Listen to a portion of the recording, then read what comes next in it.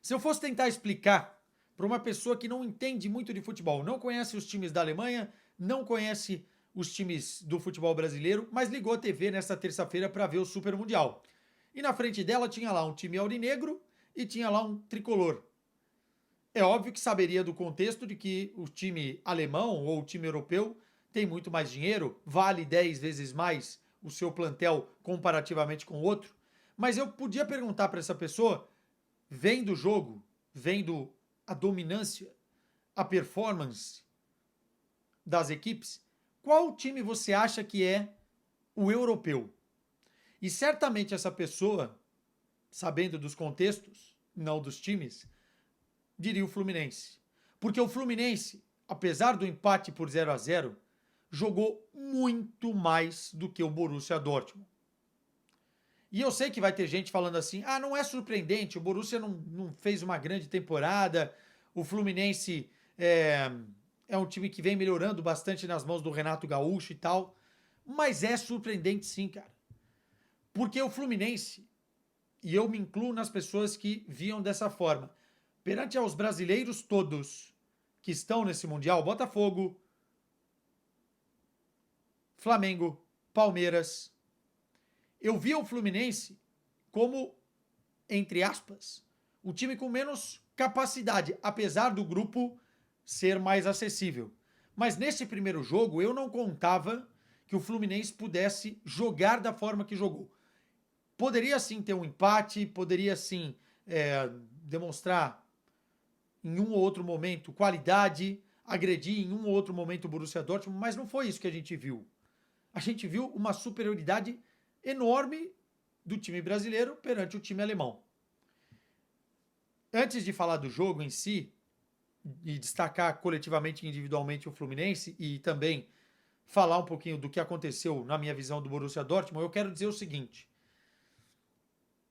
parem de desmerecer o feito dos brasileiros de jogar bem contra equipes que muita gente acreditava que seriam superiores às equipes brasileiras e aí também sul-americanas, porque eu vou incluir o Boca Juniors nessa, falando o seguinte: o europeu está cansado, o europeu não tem interesse, o europeu queria estar de férias, o europeu olha para esse Mundial de uma forma como se não valesse nada. Porque eu acho que soa mal, pega mal, como desculpinhas. Todos esses fatores podem realmente ter um fundinho de verdade em alguns aspectos. Mas, cara, se o europeu não está interessado no Super Mundial, deveria.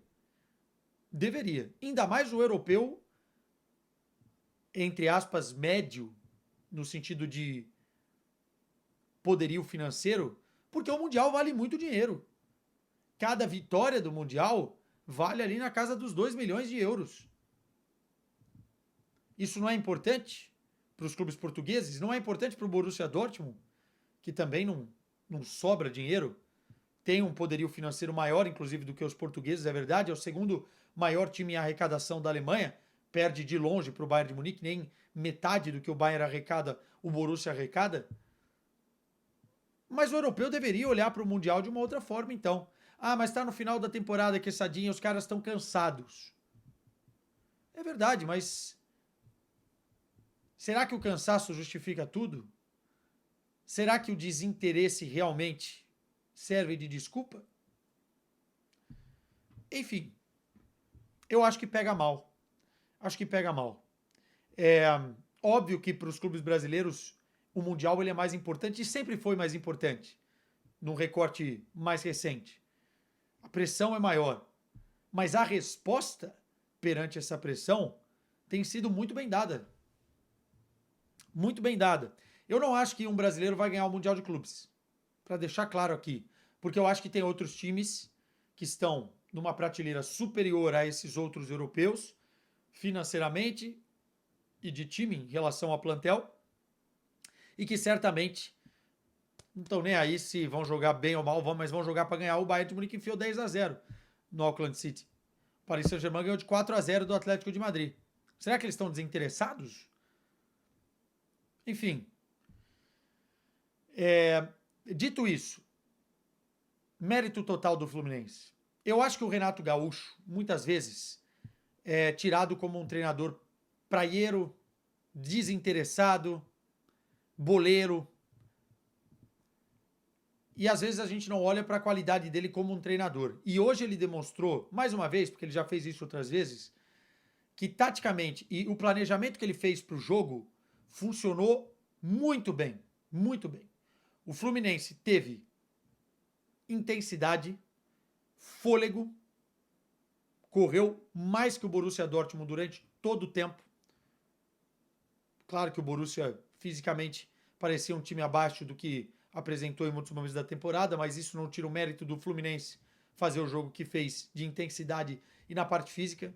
E na parte tática, meu irmão, o Fluminense foi muito melhor do que o Borussia Dortmund. Eu tive a impressão de que o Borussia Dortmund não estudou o Fluminense em nada.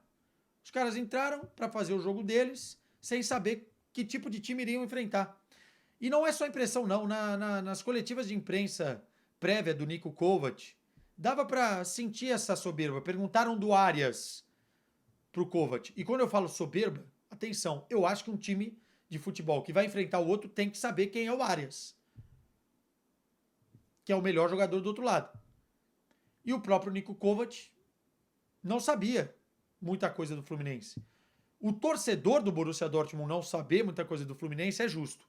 O treinador, os jogadores, pô, eles me pareceram em muitos momentos assustados com a qualidade do que o Fluminense produzia em campo. O Fluminense dominou setores, teve superioridade, especialmente no meio-campo. Aliás, a partida de alguns jogadores individualmente, falando em termos de marcação, né? Foi sublime.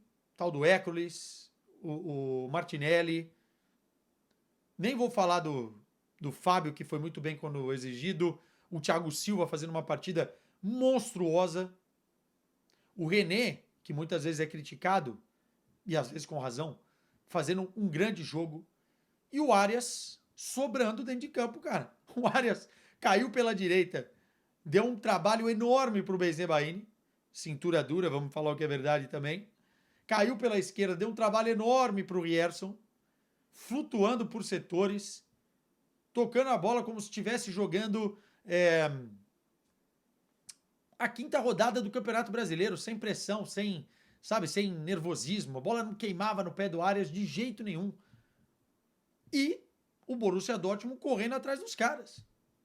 Ah, mas o Borussia Dortmund teve mais posse de bola. Mas sim, claro, depois de muito tempo o Borussia tentou controlar o jogo e tentou desacelerar o jogo. Eu coloquei no Twitter que eu achava que o Borussia estava de freio de mão puxado e algumas pessoas entenderam como se o Borussia não estava dando gás ou estava desinteressado. Não, o freio de mão puxado no sentido que eu coloquei lá era exatamente no sentido de desacelerar o jogo para tentar ter algum controle. Porque o jogo saiu das mãos do Borussia Dortmund desde o primeiro minuto.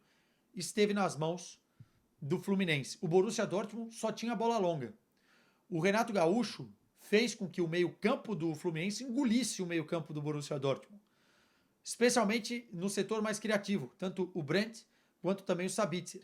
E quando o Fluminense recuperava a bola, também por defeitos defensivos desse Borussia Dortmund que a gente já viu durante toda a temporada, e quem acompanha aqui o canal sabe que eu fui um crítico durante a temporada toda, conseguia sair em velocidade, conseguia encontrar os espaços, conseguia espetar uma bola no Canóbio, conseguia sair com o Arias, com o Martinelli, com o Everaldo, enfim, acionando os seus jogadores na velocidade também com os laterais. Muito também porque o Borussia Dortmund não conseguia marcar com intensidade o Fluminense. Isso tem muito a ver também com jogadores como o ADM, que parece que estão ou estavam passeando no parque, mas isso é uma postura do ADM, não só no jogo do Mundial, tá? É um cara muito descompromissado taticamente, tanto que ele é substituído, é a primeira substituição do Kovac. E, cara, deu gosto de ver o Fluminense jogar.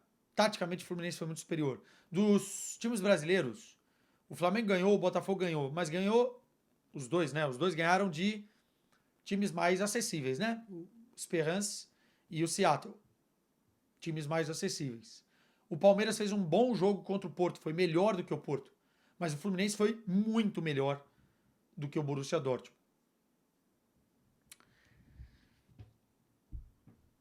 Eu fiquei decepcionado com o Borussia. Porque o Borussia não conseguiu competir minimamente contra esse time do Fluminense. E eu acho que o Kovac e os jogadores tiveram uma lição. E eu acho que o Borussia realmente não vai muito longe nessa competição. Vamos aos lances capitais. O Fluminense perdeu muito gol. Tudo isso que eu elogiei o Fluminense, de criação de jogada, da bola não queimada no pé, da marcação, da intensidade, tinha que ter se refletido em finalizações melhores. E aí talvez a gente vê um pouquinho da qualidade dos jogadores. Eu vou personificar no Everaldo, mas não é justo, porque o Fluminense teve outras oportunidades e poderia ter feito melhor com outros jogadores. Mas o lance do Everaldo, no fundo, se fosse o Guirassy, eu acho que teria saído o gol. Se fosse o Cano, talvez teria saído o gol. E eu acho que sim. O Everaldo não pode perder aquele gol. E eu acho que ali foi falta de confiança. De sair na cara do gol, de ter a responsabilidade e ter escolhido a pior das opções. E depois o Canóbio também podia ter feito melhor, mas enfim, o Everaldo não poderia perder aquele gol. Perdeu. E fica o gosto de que o Fluminense deixou escapar uma vitória que, pelo que gerou, era uma vitória tranquila. Mas, cara, parabéns ao Fluminense. Se Fred Caldeira está feliz, eu estou feliz. Estou orgulhoso do time brasileiro.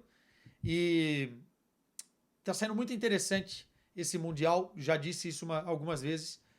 Para ver que realmente os brasileiros têm condições de enfrentar, de competir com alguns clubes europeus. Ainda não tivemos os duelos mais díspares, mais complexos, né? Como, por exemplo, enfrentar o Paris Saint-Germain, teremos contra o Botafogo. Flamengo e Chelsea, acho que vai dar mais jogo, mas se pegar um Bayern de Munique, um Real Madrid, aí eu quero ver como é que as coisas vão fluir. Mas até aqui, os brasileiros estão de parabéns. Até aqui. Veremos. Que tesão esse Mundial, hein? Tchau pra vocês.